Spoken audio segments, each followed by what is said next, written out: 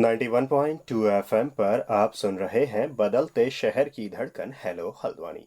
और दोस्तों, ये हमारा प्रोग्राम है यंग हल्द्वानी और आज इस कार्यक्रम में हमारे साथ जो मेहमान मौजूद हैं वो हैं ध्रुव कांडपाल। और अगर ध्रुव कांडपाल के बारे में एक छोटा सा मैं आपको परिचय दूं तो ये एक एक्टर हैं जो कि थिएटर और फिल्म से जुड़े रहे हैं। और इसके अलावा इन्होंने इसी क्षेत्र में आगे बढ़ते हुए अपना प्रोडक्शन हाउस भी मुंबई में खोला हुआ है। तो ध्रुव कांडपाल से आज हम बात करेंगे कि कैसे इनका अभिनय से जुड़ाव रहा और किस तरह से ये प्रोडक्शन हाउस तक पहुंचे, और इसके अलावा साथ ही ये भी कि जो हमारे पहाड़ी इलाके हैं उत्तराखंड के, वहाँ पर क्या कुछ संभावनाएं अभिनय को लेकर के हो सकती हैं या फिर फिल्म्स को लेकर के हो सकती हैं, इस बारे में हम बात करेंगे। तो सबसे पहले ध्रुव कांडपाल जी, आपका बहुत बहुत स्वागत है हेलो हल्द्वानी के स्टूडियो में। शुक्रिया, शुक्रिया। तो कांडपाल जी, सबसे पहली बात, जैसे आपकी जो एजुकेशन रही, क्योंकि कहीं भी किसी भी फील्ड में पहुंचने के लिए जो एजुकेशन होती है या फिर जो बचपन से जो एक माहौल बना होता है, वो माहौल हमारा बहुत बड़ा योगदान देता है। तो किस तरीके से आपका जन्म हुआ, कहाँ आपका जन्म हुआ और कैसे आपकी एजुकेशन रही और किस तरह से आपका जुड़ाव जो रहा ये अभिनय से हुआ? शुरुआत में नैनीताल में, हल्द्वानी में बहुत जगह हुई। मतलब मैं कॉलेज पहुंचा जब तक तो 10 स्कूल चेंज कर चुका था। और किसी स्कूल से निकाला गया, किसी स्कूल से मतलब जीआईसी से तो मुझे रस्टिकेट कर दिया था। बिशप से मुझे असेंबली में ऐसा बोला कि निकल जाओ तुम यहाँ से। तो बहुत सारे स्कूल्स ऐसे थे जहाँ से वो करा गया। कुछ जगह फैमिली ने छुड़वा दिया कि यहाँ नहीं पढ़ पाओगे, अब तुम कहीं और जाओ। बहरहाल कॉलेज जाने तक मैं 10 स्कूल चेंज कर चुका था। और इसी दौरान एक बार जुड़ाव भी मेरा थिएटर के प्रति और साहित्य के प्रति इसी स्कूली शिक्षा के कारण हुआ। 8th में मैं जीआईसी में था शायद, हाँ जीआईसी में था। तो मुझे रस्टिकेट कर दिया। रस्टिकेट कर दिया मतलब प्रिंसिपल ने बोला कि यार तुम अपने गार्जियन को बुलाओ, नहीं तो कुछ ऐसा बंग मार देते ना, जैसे जैसे हम्म। बंग मार दिया था मैंने। बंग इसलिए मार दिया था, मेरे को बुखार आ गया और मैं घर जाके सो गया। पास में ही था स्कूल के घर, तो जाके सो गया। दूसरे दिन गया तो उन्होंने बोला तुमने कल बंग मारा। मैंने कहा मेरे को बुखार आया। बोले बुखार क्यों आया? बोला कल जो ये सर थे इन्होंने मुझे थप्पड़ मारा, तो किसी बाहर के आदमी ने बड़े साल बाद मैंने एक थप्पड़ खाया था, तो वो नर्वस होकर मेरे को फीवर आ गया। जी। तो उसमें मैं सो गया। तो दूसरे दिन उन्होंने बोला नहीं तुम झूठ बोल रहे हो, अस्पताल की पर्ची दिखाओ। तो अस्पताल वाले तो सब जान पहचान वाले होते हैं, यहाँ क्या हाँ। पर्ची की ज़रूरत। जी। तो उन्होंने वैसी दवाई दे दी। तो बहरहाल दूसरे दिन उन्होंने बोला तुमने बंक मारा था, अपने गार्जियन को बुलाओ। मैंने कहा नहीं, मैं गार्जियन को नहीं बुलाऊंगा। बोले तो तुम्हें रस्टिकेट कर देंगे। मैंने कहा ठीक है। मैं आ ही नहीं रहा और मैं छोड़ दिया स्कूल। और 6 महीने में नाटक करता रहा। अब मुझको लगा यार अमिताभ बच्चन बनना है, उसके लिए पढ़ाई की कोई ज़रूरत है नहीं, और सीधे अभिनय करेंगे और अभिनय में हम ठीक ठाक हैं और ज़्यादा कुछ होगा वो सीख लेंगे। तो ऐसे थिएटर में घुस गया। मतलब थोड़ा सा मेरे को समय मिल गया थिएटर करने का, सोचने का। क्योंकि प्रैक्टिस तो शाम को ही होती थी, बट दिन भर सोचने का समय मिल गया। घर से तो निकल जाते थे लेकिन जंगलों में घूमते थे। हनुमानगढ़ी नैनीताल में है ना, उसके एरिया में जंगलों में, तो सोचते रहते थे यार कैसे बनेंगे, क्या करेंगे। मतलब ये शौकिया चल रहा था। इसी बीच दीपावली की छुट्टी हुई और मैं घर आया। तो होता ना कि जब आप घर वालों की बात नहीं मानते हो या बहुत सारी चीज़ें ऐसी होती है जिसमें आप फिर उनके साथ पार्ट नहीं ले पाते। तो दिवाली की छुट्टी में मन में तो पता था कि मैं स्कूल से बंक मार रहा हूँ, तो आप कैसे फैमिली को फेस करोगे? सच्चाई है ही नहीं ना, हम्म। आप प्रिटेंड नहीं कर सकते। तो बगल वाले कमरे में पूजा चल रही थी और मैं इधर वाले अपने जो हमारा बच्चों का कमरा था उसमें अकेले अंदर बैठा हुआ था। और एक मतलब मुझे रियलाइज़ हो रहा था कि यार ये बड़ा अजीब सा हो रहा है, मैं बात भी नहीं कर पा रहा, झूठ बोल रहा हूँ। तो ऐसे ही घूम रहा था तो मेरे छोटे भाई का स्कूल का बैग खुला हुआ था। तो मैंने वो बैग देखा तो उसमें एक किताब पड़ी थी हिंदी की। वो हिंदी की बुक मैंने निकाल ली और उसमें ऐसे ही पलट रहा था तो एक कहानी थी प्रेमचंद की, हम्म। दो बैलों की कथा। और वो मैं पढ़ गया और पढ़ लिया। और उसके बाद मैं सीधा छत पे गया और आराम से 1 डेढ़ घंटे रोया। एक तो कहानी का भाव था, फिर अपनी दशा वैसी थी। जब वो पूरे आंसू आंसू बह गए, पूरा जो मनोदशा थी वो जब शांत हो गई, तो फिर रियलाइज़ हुआ कि नहीं यार ये एक जरिया है। मतलब जो सब बोलते कि पढ़ नहीं सकता, पढ़ नहीं पाएगा, मैं ये पढ़ के तो मुझे इतना मज़ा आ रहा है, तो फिर मैं पढ़ने से पीछे क्यों हूँ? तो मैंने कहा अब पढ़ना है। तो फिर मैं नैनीताल गया और हमारी जो मातृ संस्था थी युगमंच, उनके डायरेक्टर्स से मिला, ज़हूर भाई से। ज़हूर भाई को बोला मैंने पढ़ना है। ज़हूर भाई बोले जा स्कूल जा। नहीं, मैंने कहा वहाँ नहीं पढ़ना है, ये पढ़ना है। बोले ठीक है पहले स्कूल पढ़। और ज़हूर भाई ने बहुत इनक्रेज किया पढ़ने के लिए। उन्होंने कहा बस पढ़ ले देख। मतलब उन्होंने बहुत सारी फिर जो बारीकियां हैं अभिनय की, थिएटर की और कला की, कि मतलब सबसे ज़्यादा कलाकार को पढ़ना पड़ता है। ये तब रियलाइज़ हुआ, बोला नहीं इतना हल्का नहीं है, तुम्हें लगता है कि ये बहुत हल्का है, ऐसा है नहीं। जैसे-जैसे इस प्रोसेस में आगे बढ़ोगे तो तुम्हें पता लगेगा, और पता लगा। तो बहरहाल स्कूल की पढ़ाई हो गई और साहित्य की तरफ झुकाव सीरियसली हो गया। तो ऐसे मेरी साहित्य की तरफ झुकाव हुआ। फिर स्कूल होते रहे, धीरे-धीरे एवरेज। फिर बनारस गया थिएटर करने, मैंने सोचा बीएचयू में एडमिशन लेके पढ़ूँगा, और बीएचयू में पढ़ रहा था, थिएटर ज़्यादा कर रहा था। फिर ग्रेजुएशन जब कर रहा, मतलब थर्ड ईयर चल रहा था, तो एकदम रियलाइज़ हुआ कि यार स्कूल की शिक्षा तो बहुत अजीब हो गई है। 8th में वैसा हो गया था, उसके बाद स्कूल एकदम मतलब ज़्यादातर समय इसी में जा रहा है, इस प्रोसेस में जा रहा है, कला के प्रोसेस में जा रहा है। तो जो एक स्कूल का माहौल है वो तो नहीं मिला, असाइनमेंट करना, ग्रुप स्टडी करना, दोस्त बनना। मतलब मेरे को याद नहीं है मेरे कोई दोस्त हैं स्कूल के, मतलब 4th-5th में जो दोस्त थे वो दोस्त हैं। उसके बाद कोई दोस्त ही नहीं बने। मैं तो अब जो बुजुर्गों की संगति में बैठा था, तो कोई मित्र ही नहीं है। तो थर्ड ईयर में एकदम ये हुआ कि यार ये बहुत महत्वपूर्ण चीज़ मिस हो गई है, और अब ये ग्रेजुएशन हो जाएगा, इसके बाद मैं पढ़ पाऊँगा नहीं पढ़ पाऊँगा पता नहीं, क्योंकि मुझे जो मेरा ट्रैक है वो अलग दुनिया में ले जा रहा है। वो मुझे वापस पढ़ाई की दुनिया, मतलब ऐसा क्लास अटेंड करना है, ऐसा ये प्रोसेस पता नहीं, मुझे नहीं लगता होगा। तो मैंने वहाँ थर्ड ईयर के एग्ज़ाम दिए बिना ड्रॉप लिया और मैं डीयू में आ गया, और डीयू में एडमिशन लिया फर्स्ट ईयर से। और मैंने कहा नहीं यार सीरियसली हम पढ़ाई करेंगे, असाइनमेंट बनाएँगे, क्लास अटेंड करेंगे, जो कॉलेज की मस्तियाँ होती है वो सब करेंगे। 3 साल उसके बाद वापस अपने उसमें पहुँच जाएँगे। लेकिन वहाँ भी यही हुआ, जैसे ही कॉलेज में एंटर हुआ तो सामने स्ट्रीट प्ले की प्रैक्टिस चल रही थी। मैं क्लास जाने के बजाय उसकी प्रैक्टिस में बैठ गया। 6 महीने मैं प्रैक्टिस कर रहा था।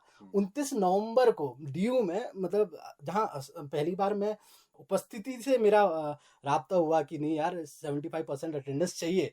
वहाँ मैं पहली क्लास 29 नवंबर को अटेंड करने गया, तो मेरे को मैम बोली तुम कौन हो? मैंने कहा मैम मैं आपका स्टूडेंट हूँ। बोले तुम तो कभी देखा नहीं। मैंने एक झूठ बोल दिया, और वो ऐसा झूठ बोला कि अभिनय काम आ गया। उन्हें लगा कि सीरियसली इसकी अवस्था ऐसी है। तो उन्होंने बोला ठीक है बैठ लो, लेकिन पता नहीं तुम्हें क्या बोलते हैं, क्या समझ आएगा, क्योंकि जस्ट हाँ मैं क्लास इसलिए अटेंड करने गया क्योंकि इंटरनल एग्जाम थे कुछ दिन बाद, तो मैंने कहा नोट्स ले लूँ। तो उन्होंने एक टोन मार दिया कि भाई पता नहीं तुम्हें कितना समझ आएगा, फिर भी बैठ जाओ। तो मैं बैठ गया। उन्होंने उस दिन जो टॉपिक बताया, पूरा 1 डेढ़ घंटे, एक जो घंटे की क्लास होती है उसमें पूरा टॉपिक चला। उसके बाद जब ख़त्म हुआ तो उन्होंने बोला हाँ नए विद्यार्थी, ये इस तरीके की पढ़ाई है, तो तुम्हें कुछ समझ आया? तो मैं अपनी तारीफ़ नहीं करूँगा, मैम ने जैसा बोला वर्ड टू वर्ड मैंने सुना दिया। बच्चे भी शॉक थे, मैम भी शॉक थी, बट मेरा इंप्रेशन बहुत अच्छा मैम के सामने गया, और फिर मैम ने मुझे सपोर्ट किया, पढ़ने के लिए बहुत सारी चीज़ें दी। तो बहरहाल फिर डीयू से ऐसी पढ़ाई हुई। हाँ, मैंने एक जो और सपना था कि ग्रेजुएशन में टॉप किया यूनिवर्सिटी। ये तो बहुत बढ़िया बात आपने बताई कि कहीं ना कहीं जो अभिनय के साथ में जो बीच में पढ़ाई, कहीं ना कहीं आपको लग रहा था कि शायद बिना पढ़ाई के शायद अभिनय हो पाएगा, लेकिन सभी जानते हैं कि बिना पढ़ाई के अभिनय हो पाना भी पॉसिबल नहीं है। तो कहीं ना कहीं पढ़ना और समझना बहुत ज़रूरी है। जो भी ये लोग इस क्षेत्र में यानी कि अभिनय के क्षेत्र में अगर अपना कैरियर बनाना चाहते हैं तो वो ध्यान रखें कि पढ़ाई भी अभिनय के लिए बहुत ज़रूरी है। फिलहाल आपने बीच में एक बात की थी कि आपका युगमंच में जुड़ा हुआ था ज़हूर आलम जी से, तो इसके अलावा और वहाँ किन किन लोगों से मिले और वहाँ उनके साथ जो जुड़ाव रहा कैसा रहा, कैसे लोगों के साथ संबंध रहे? रघुवंश में तो भी सबसे जुड़े ना, मतलब जो वहाँ के पुराने अभिनेता हैं, जो मतलब अभिनेता जो बाहर एनएसडी चले गए या फिल्म इंडस्ट्री में चले गए, अलग क्षेत्रों में जो हैं, सभी से जुड़ना हुआ, सभी से मिलना हुआ, सभी से सीखना हुआ। और कैसे छोटे छोटे रिसोर्सेस के थ्रू चीज़ें क्रिएट करते हैं।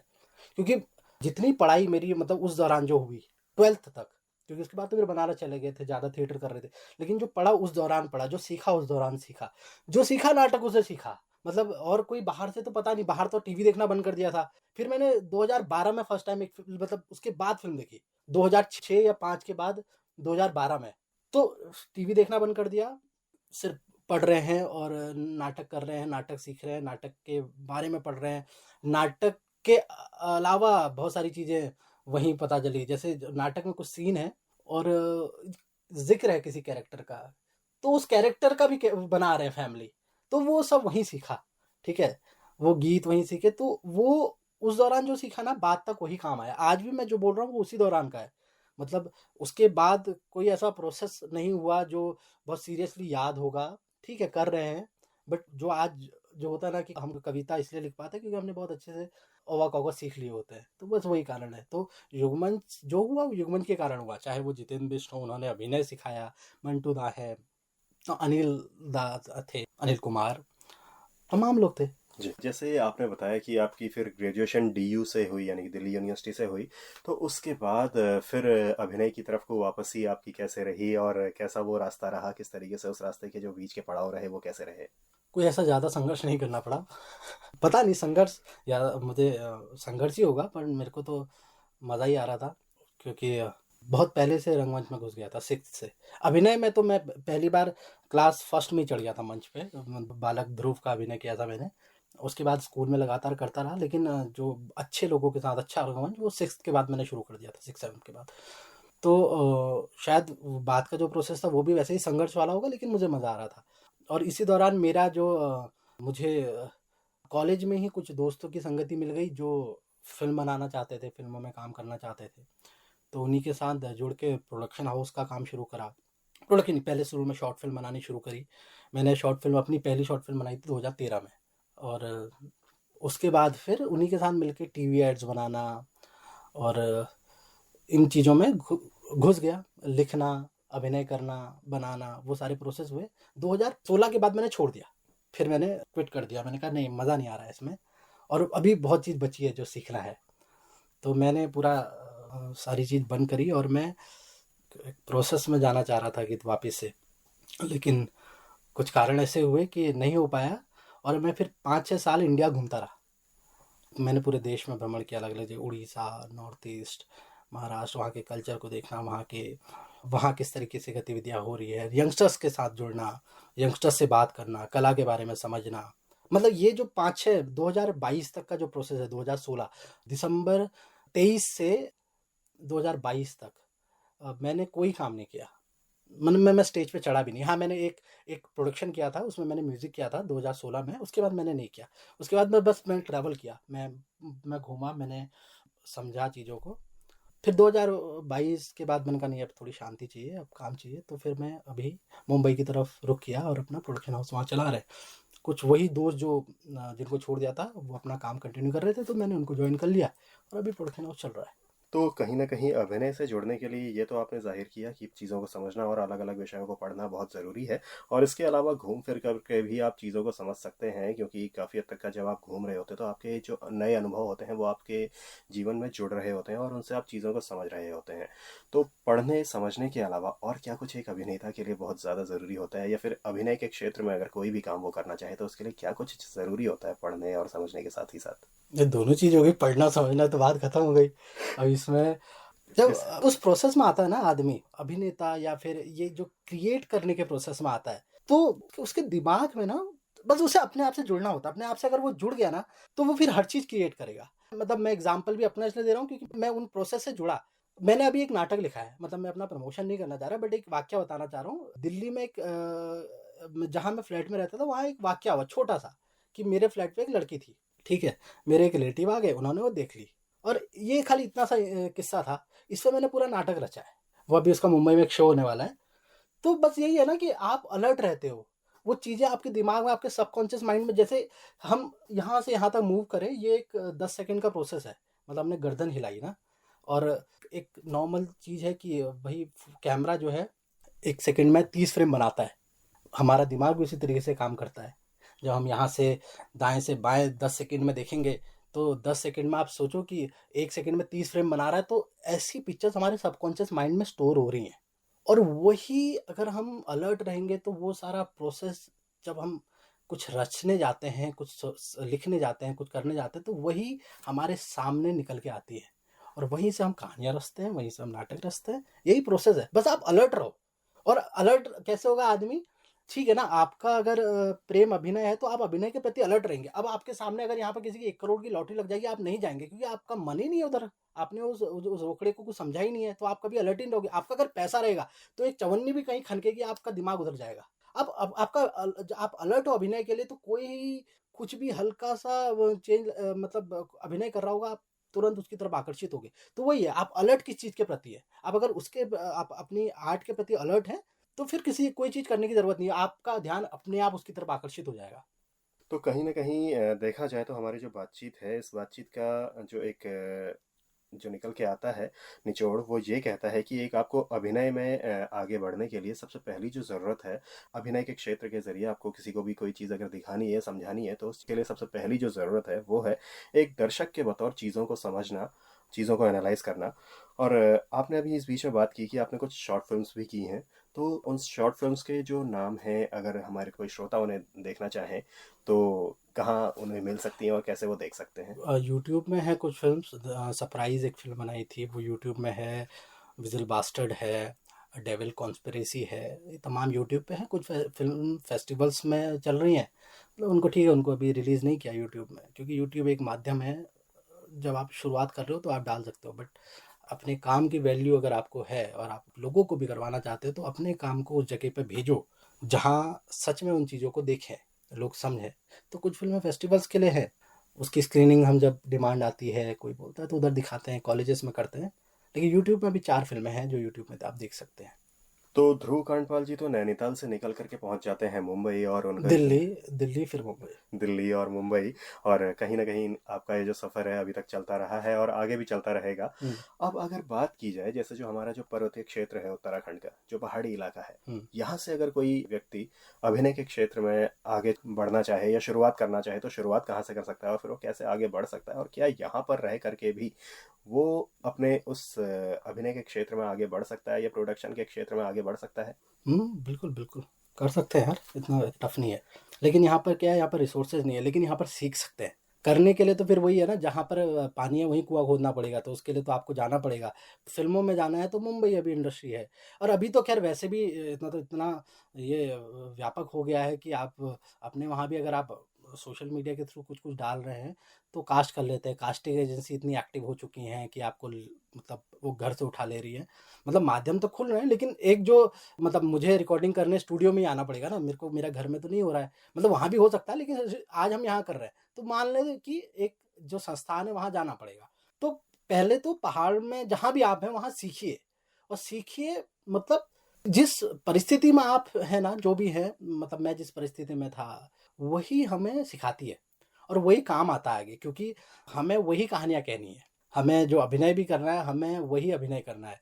तो अगर हम सोचते हैं कि मैं इस बैकग्राउंड में हूँ, ऐसे अभी कर रहा हूँ यार, मेरे को तो वो बनना है, तो वो एक खाली खोल में घुस के कोई फ़ायदा नहीं है। तो आप पहले सीखिए, और जब तक पढ़ाई चल रही है, जब तक आप घर में हैं, उसके बाद अगर आगे अगर उसमें पेशेवर बनना है तो भई संस्थान हैं, वहाँ जा सकते हैं।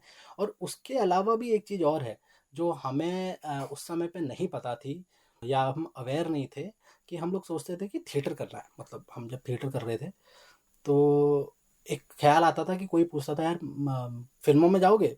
और होता है, जब जो थिएटर कर रहा होता है उसको फ़िल्मों से इतना ज़्यादा लगाव नहीं होता उस समय में। बोला नहीं यार, मेरे को तो थिएटर करना है। लेकिन फिर अगला सवाल आ जाएगा कि यार कमाओगे कैसे? थिएटर में तो पैसा नहीं है। तो ये बड़ी अजीब चीज़ हो गई। तो उस समय तो हमें कोई जवाब की ज़रूरत भी नहीं थी, क्योंकि घर से पैसे मिल रहे थे, खाना घर पे मिल रहा था, हमें बस नाटक ही करने थे, तो हमने जवाब दिया, अरे हम थिएटर करेंगे जीवन भर। वो बाद में परिस्थिति, जब बाद में जब हुआ कि एज हो गई 22, 24, 25 हो गई, कि भई अब कुछ कमाना है और आप करते सिर्फ़ थिएटर है, तो कैसे कमाओगे? और सच में स्थिति मतलब बहुत खराब क्यों बोलूँगा, लेकिन कर सकते हैं, प्रोसेस हो सकता है, बहुत जगह होता है। बाहर तो थिएटर कर रहे हैं लोग, बाकायदा टिकट बिक रहे हैं, भारत में नहीं बिकते हैं टिकट। लेकिन जो मेरा सवाल था, या जो अमूमन लोग का सवाल होता है, मुझे थिएटर ही करना है। तो थिएटर ही करना है और अपना जीवन चलाना है, अपना करियर उसमें बनाना है, तो क्या कर सकते हैं? तो मुझे बाद में एक जवाब मिला इसका, कि हम सिर्फ़ थिएटर करते हुए फ़िल्मों में एक्टिंग करनी है, यही क्यों सोचते हैं? हम थिएटर के थ्रू एकेडमिक्स में क्यों नहीं जा सकते? रिसर्च में क्यों नहीं जा सकते हैं? और मतलब आज इतना ज़्यादा काम मतलब करने की ज़रूरत है इस थिएटर में और इस कला क्षेत्र में, कि अगर हम शिक्षा में उस विषय को जोड़ेंगे, मतलब अगर हम थिएटर से एमए करते हैं, पीएचडी करते हैं, तो हम अप्लाई करें, स्कॉलरशिप के लिए अप्लाई करें, टीचिंग करें, थिएटर करते रहें ना। जब ये हम करना चाहते हैं और हमें फिर उसकी डिमांड रखनी पड़ेगी, बोलना पड़ेगा कि हमें दो, ठीक है? आप अपना रिसर्च का टॉपिक वो चीज़ जोड़िए। अभी ये स्थिति के लोग एमए में से थिएटर इसलिए करते हैं कि भाई उनका एनएसडी में नहीं हुआ, तो और उन्हें मुंबई जाके काम करना है। अरे आपने अभिनय करना है, आपने थिएटर करना है, ये आपने बना रखा है, करिए ना, उसके बाद रिसर्च पे जाइए, पीएचडी कीजिए, पढ़ाइए ना। एक बहुत बड़ा नाम है भारतीय थिएटर में, विलास पिल्ले, वो पढ़ाते हैं। एनएसडी में भी आजकल आप मतलब जितने प्रोफेसर हैं वो सिर्फ उस पढ़ाई पे जोर दे रहे हैं। तो ज़रूरी नहीं है कि फ़िल्मों में ही आपको अभिनय करना है, आपको थिएटर करना है। आप इसकी पढ़ाई करिए, इस पे रिसर्च कीजिए और उधर करियर बनाइए। तो जहाँ सीखने और समझने की बात आई है, तो जैसे अगर फिल्म्स की बात की जाए, थिएटर की बात की जाए, तो उसका एक अहम हिस्सा होता है स्क्रिप्ट। तो स्क्रिप्ट लिखना भी अपने आप में एक बहुत चैलेंजिंग काम रहता है। तो अगर कोई इस फील्ड में अगर आगे जाना चाहे तो वो कैसे शुरुआत करे और कैसे अपने इस काम को आगे बढ़ा सकता है, या फिर कैसे सीख सकता है? सीखने के लिए तो तमाम कोर्सेज हैं। आप लोगों के साथ मिलके काम कर सकते हैं। लेकिन लिखने के लिए शुरुआत तो लिखने से ही पड़ेगी ना। खुद से आप लिखो, आपकी जो आपको जो कहानी कहनी है। देखो मेरे को, मैं जब लिखने में बैठता हूँ तो जो सोचता हूँ वो तो लिख नहीं पाता। मतलब वो एक लाइन में ख़त्म हो जाती है जो मैंने सोचा है। उसके बाद जो मेरा कैरेक्टर है ना, वो अपने आप चलना शुरू कर देता है। मतलब मेरा कैरेक्टर जहाँ जाता, मुझे एंड पता। एक बहुत पहले मैंने किसी के उससे सुना था, पता नहीं किसी सीरियल में देखा है, कहाँ देखा है, याद नहीं है। बट मुझे बड़ा अच्छी लगी वो बात। उसने बोला कि मैं जब लिखता हूँ तो मैं शुरुआत लिख देता हूँ, एंड लिख देता हूँ, कहानी बीच में घुमा देता हूँ, और वो लोगों को पसंद आता है।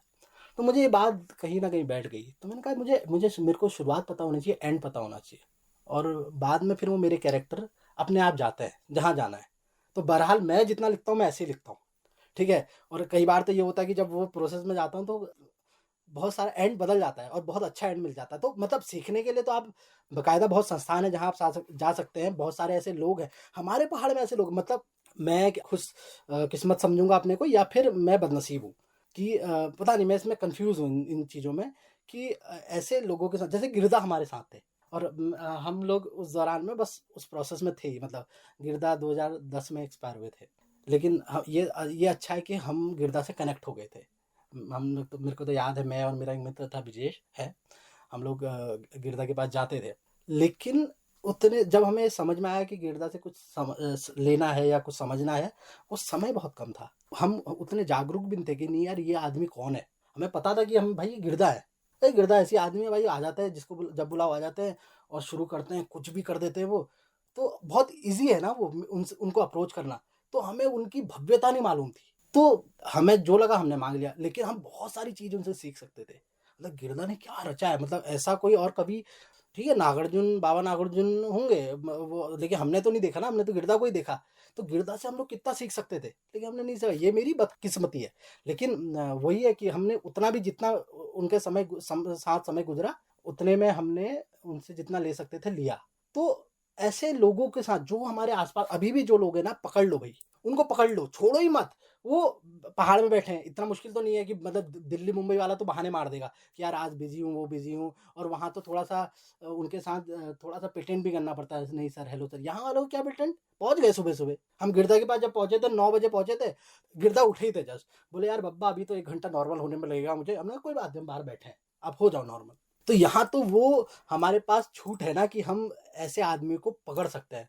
मतलब जैसे जिधर से निचोड़ना चाहे उधर से निचोड़ सकते हैं। और ज़रूरी है, क्योंकि फिर वो ख़त्म हो जाएगा ना, फिर हमारे पास मिलेगा ही नहीं। आज हम क्यों नहीं लिख पा रहे, क्योंकि हमारे पास वो सोचने समझने की शक्ति नहीं है, या हमारा लाइफस्टाइल वैसा नहीं है। मतलब हम हल्द्वानी में जी रहे हैं, हमारी अलग तरीके से परवरिश हुई, हम पहाड़ की कहानी कैसे लिख देंगे। एक बड़ी अच्छी एक लाइन पढ़ रहा था मैं कहीं, उसमें क्या हुआ, एक दोस्त ने, छोटे बच्चे हैं दो, एक लड़का थोड़ा बड़ा होता है, उसने छोटे बच्चे के पेट में लात मार देता है। तो उसके पेट में बहुत जोर से दर्द हो रहा होता है। तो उसको डर होता है कहीं मेरी पेशाब ना रुक जाए। तो मुंह टॉयलेट करने की कोशिश करता है, उसको टॉयलेट नहीं होती है। तो फिर अपनी माँ के पास जाता है। माँ को बता भी नहीं सकता है कि यार मेरे पेट में किसी ने लात मारी है। तो बहाना मारता है कि मम्मी पेट में दर्द हो रही है। मम्मी कह रही जा लैटिंग करा। मैंने कहा यार ये तो वही समझेगा ना, वही लिखेगा जिसने वो जिया होगा। ठीक है, हमारे वहाँ मतलब आज के उसमें किसी के पेट में दर्द हो रही होगी तो डॉक्टर के पास भागेगा, वहाँ अलग टेक्निक चल रही होती है उनकी। तो वो सच में वो स्थिति है, तो उसके लिए ऐसा जीना पड़ता है। तो वो जीने के लिए तो आपको वहाँ जाना पड़ेगा, या फिर ऐसे लोगों के साथ बैठना पड़ेगा। उनके अनुभवों को आपको अपने सबकॉन्शियस माइंड में स्टोर करना पड़ेगा, तभी आप रच पाएंगे। अपने आप तो फिर आपको अपने बुद्धि को बहुत ज़्यादा प्रोसेस में डालना पड़ेगा, तभी आप ऐसी चीज़ रचोगे। तो ध्रुव कांडपाल जी, आपसे काफ़ी बेहतर बात अभी हमारी रही कि मतलब देखा जाए तो कुल मिलाकर के ये रहा कि सीखते समझते हुए अपनी ज़िंदगी के अनुभवों को पढ़ना ज़रूरी है। और इसके अलावा अगर आप हमारे श्रोताओं से भी कुछ और साझा करना चाहें तो आपका एक बार फिर से स्वागत है। इतना ताज़ा कर लिया है, अब क्या है। और यहाँ पर जो भी गतिविधि होती है हल्द्वानी में, सांस्कृतिक गतिविधि होती है, उसमें जाना चाहिए, पार्ट लेना चाहिए। और ये एफएम को आप लगातार सुनिए। मेरे को मौका मिला है, लेकिन मेरे से बहुत अच्छे अच्छे लोग इसमें आते हैं। तो यही चीज़ें हैं जो आपको सिखाएंगी पढ़ाई के अलावा, जो काम देगा। और आने वाला समय तो इन्हीं का है, ठीक है। मतलब आप टिपिकल जिस जॉब में जिस तरफ आप जाना चाह रहे हैं, वहाँ उसमें भविष्य नहीं है, ठीक है। और है भी तो वो एक टाइप का है। लेकिन आप चाहते हैं कि मतलब हम अपने जीवन को सार्थक करें, तो सांस्कृतिक गतिविधियों से जुड़ना बहुत ज़रूरी है। नहीं जुड़ेंगे तो फिर रोबोट होंगे। बस, धन्यवाद। जी। तो ये थे ध्रुव कांडपाल, जिन्होंने अपनी ज़िंदगी के अलग अलग अनुभवों से अलग अलग चीज़ें सीखी, समझी, और जाहिर सी बात है इन्होंने अभी हमें भी काफ़ी सारी बातें समझाई और सिखाई। तो हम अपनी तरफ से और अपने श्रोताओं की तरफ से ध्रुव कांडपाल जी का बहुत बहुत धन्यवाद करते हैं। और इसी के साथ दोस्तों, मैं अनिल भी चाहूँगा आज के यंग हल्द्वानी प्रोग्राम से इजाज़त। फिर आपसे मुलाकात होगी। नमस्कार।